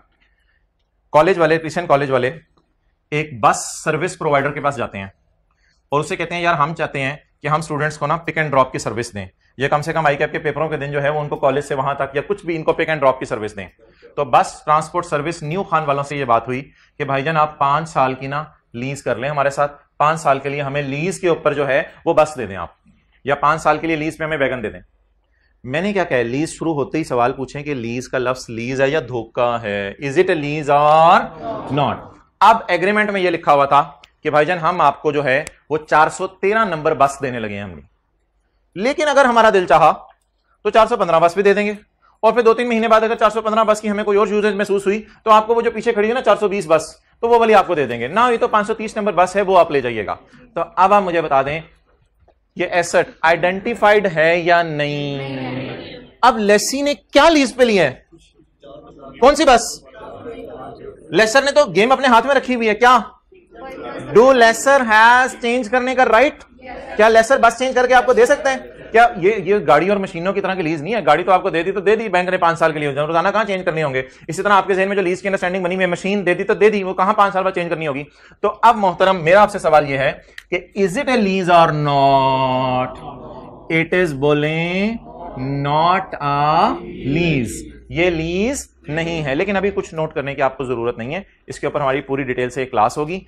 अगर एसेट ही ना लेसी को पता चल रहा हो कौन सा वाला है मुझे लीज पे दिया, लेकिन मिल रहा हो लेसर की तरफ से बार बार, लेसर को जब भी फोन करता हो यार ये बस अब आपकी नहीं, मुझे फलानी बस भेज दें, ये कर दें वो कर दें, तो ऐसी सूरत के अंदर हम कहेंगे लीज तो लीज ही तो इसकी लीज वाली काउंटिंग में नहीं होगी, इंटरेस्ट डेप्रिसिएशन, बस जो किराया दे रहे होंगे वो रेंट एक्सपेंस में डाली जाएंगे, जो किराया दे रहे होंगे वो रेंट, लीज की काउंटिंग नहीं होगी इसकी। ओके अच्छा, अब स्टैंडर्ड में ये दो डेफिनेशंस हैं, एक है इंसेप्शन डेट और एक है कमेंसमेंट डेट। कमेंसमेंट डेट का मतलब है, इंसेप्शन डेट का मतलब है निकाह और कमेंसमेंट डेट का मतलब है रुखसती। ये इन दोनों में फर्क है। इंसेप्शन डेट और कई दफा निकाह हो जाता है रुखसती 2 महीने 3 महीने बाद हो रही होती है, तो इंसेप्शन डेट और कमेंसमेंट डेट। अच्छा जी, कमेंसमेंट डेट जरा पढ़ें पहले। The date on which lessor makes asset, जिस दिन आपने दुल्हन को रुखसत कर दिया, तो the date on which lessor makes the underlying asset, कोई नहीं होता अंडरलाइंग, थल्ले नहीं पे होता, अंडरलाइंग से मुराद होता है जिस एसेट की बात हो रही है। The date on which a lessor makes asset available for use by lessee, जिस दिन लेसर कहे मोहतरम ये ले जाएं आप, ये ले जाएं आप, ये एसेट है, इसको मैं रुखसत कर रहा हूं, ये एसेट मैं रुखसत कर रहा हूं, इस दिन से आप एसेट को यूज करना शुरू कर देंगे। तो the date on which lessor makes asset available for use by lessee is called as, अब तो हमारा कीबोर्ड है, is called as commencement date. Clear हो गया? ये कौन सी डेट होगी? कमेंसमेंट डेट की। अच्छा, अब रुखसती से पहले क्या होगा? निकाह होगा। It will be called as inception date, it will be called as inception date. मिसाल के तौर पे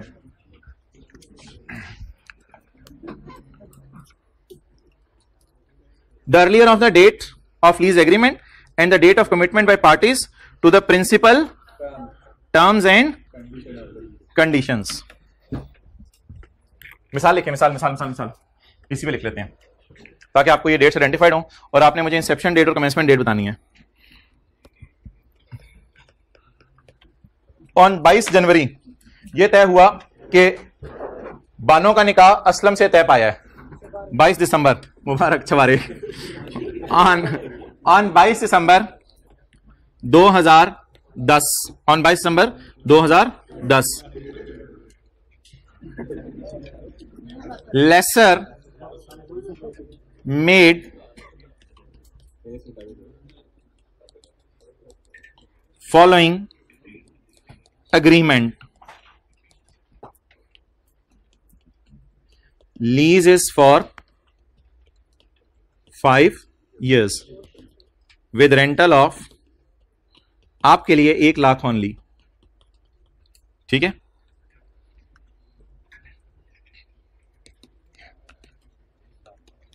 The terms were orally agreed on 20 December. Asset is made available, ले जाओ एसेट को, रुखसती हो गई। Asset is made available on 1 जनवरी 2011। चलें जी जल्दी करें, इंसेप्शन डेट और कमेंसमेंट डेट जल्दी मुझे बता दें। सवाल नोट करें यार, जल्दी सवाल नोट करें, सवाल नोट करें। ये खब्बी साइड पे किताब की जगह खाली है।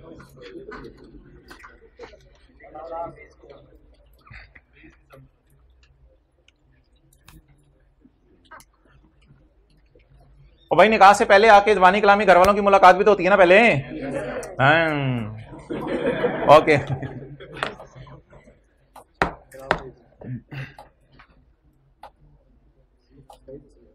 जी भाईजान, मौलवी साहब किस दिन आए थे? 22 दिसंबर। छा गए यार आप लोग, लेवल मिसाल की तय तक पहुंच जाते हैं। गाड़ी किस दिन सजी थी? 1 जनवरी। गाड़ी पे फूल किस दिन लगे थे? 1 जनवरी को।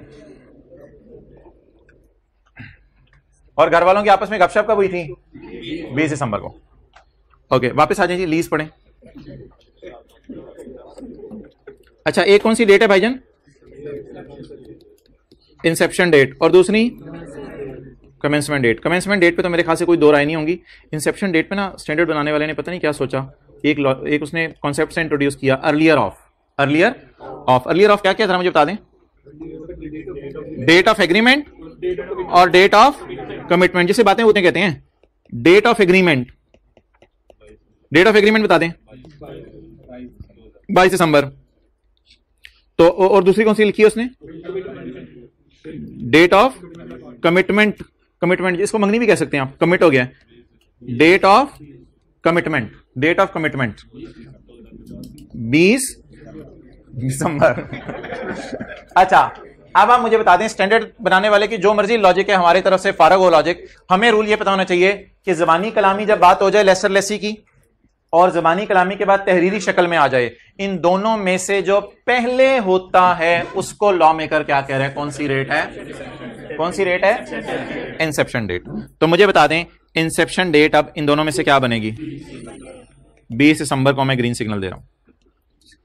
अब माशाल्लाह इंतजार करना पड़ेगा आपको 10 दिन, क्योंकि रुखसती की डेट क्या तय हुई है? 1 जनवरी 11। तो 1 जनवरी 11 को जिंदगी के अंदर अब एक नया मोड़ शुरू हो जाएगा 1 जनवरी 11 को, जिसमें आपके अंदर सब्र होना चाहिए, सब्र का वादा होना चाहिए, क्योंकि अब आपके साथ बहुत से लोग कनेक्टेड होंगे। ये जो आजकल ज्यादा मसले मसाइल हो रहे हैं ना घरों में, तो सब्र होना चाहिए जिंदगी में, बस सब्र रखिएगा, सब्र होना चाहिए आपको। कड़वी कसेली किसी की सुनना, जवाब नहीं देना होता। मैं एक जनरल बात कर रहा हूं, ठीक है? तो 1 जनवरी नहीं, 1 जनवरी 11, 1 जनवरी 11 कौन सी डेट होगी जी? कमेंसमेंट, क्योंकि शादी एक ही साइड आपको बताई जा रही होती है ना, एक दूसरी साइड भी पूरी होती है। तो 1 जनवरी 11 कमेंसमेंट डेट हो गई, ठीक है जी। वैसे मैं सीधी सी बात कर रहा हूँ, सब्र जो है ना इंसान को पता नहीं कहां से कहां तक ले जाता है, और ये सब्र का फल मीठा होता है, लेकिन लोग कहते हैं ये थोड़ा सा मीठा ना दुनिया में भी मिल जाए, कई दफा नहीं मिलता, काफी अरसा बर्दाश्त करते हैं। अच्छा, अब जी कमेंसमेंट डेट बोले बोले बोले बोले 1 जनवरी 11। अब आप ये बता दें इंसेप्शन डेट की क्या डेफिनेशन है? The earlier of the date of lease agreement and the date of commitment by parties to the principal terms and conditions. अब क्लास के बाद किसी ने आना है घर जाके ज्यादा सोचना है, उसने कहना है हमेशा डेट ऑफ कमिटमेंट ही पहले हुआ करेगी। बिल्कुल बात ठीक है, बिल्कुल बात ठीक है, डेट ऑफ कमिटमेंट ही हमेशा पहले हुआ करेगी। पहले ज़बानी कलामी बातें होंगी, बाद में तहरीरी शक्ल दी जाती है, तो हमेशा डेट ऑफ कमिटमेंट ही ऑब्वियसली पहले होगी। लेकिन अगर पेपर में कोई ऐसी खुदा ना खासा डेट्स डिफरेंट देते तो दोनों में से कौन सी लेनी है? अर्लियर। और ये डेट होती है on which the lessor makes an underlying asset available for use by. Note for students, accounting start on this date.